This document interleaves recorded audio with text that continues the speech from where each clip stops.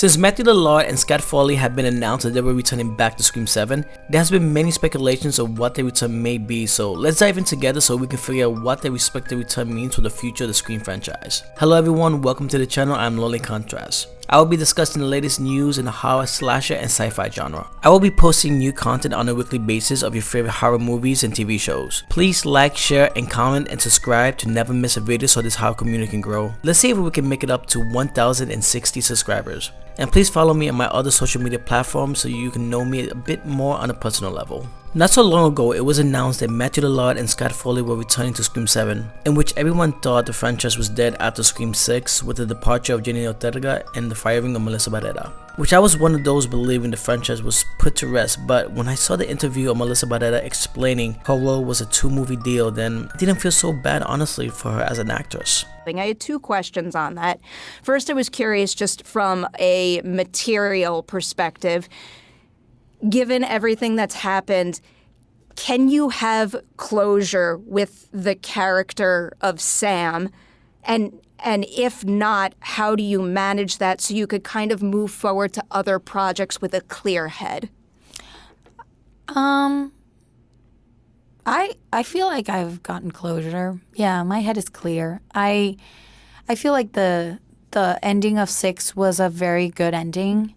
And so I don't feel like, oh, I got left in the middle of a... No. Like, I think people, the fans, were wanting a 3rd movie to kind of continue that arc.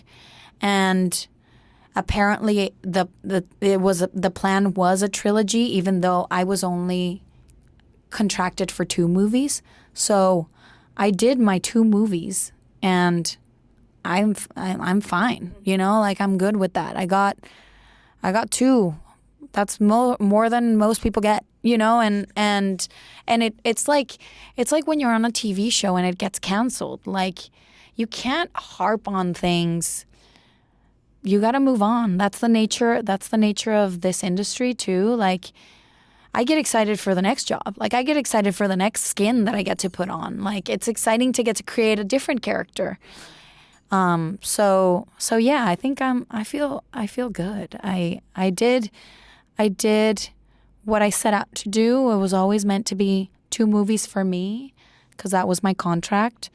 And so everything is perfect. And with Jenny Ortega focusing on Wednesday Season 2 and perhaps Season 3, it speculates maybe in the future her character will return to the franchise. It was also announced that Neve Campbell will return as Sidney Prescott, with Courtney Cox as Gail Weathers. The Moore siblings, respectfully portrayed by Mason Golding and Jasmine Saver Brown, are making a comeback, as well with Roger L. Jackson adding the voice of Ghostface. To add a bit of family dilemma, we have Joe McHale as Mark Evans, who is playing Sidney's husband, and Isabel May, who is playing Sidney's daughter.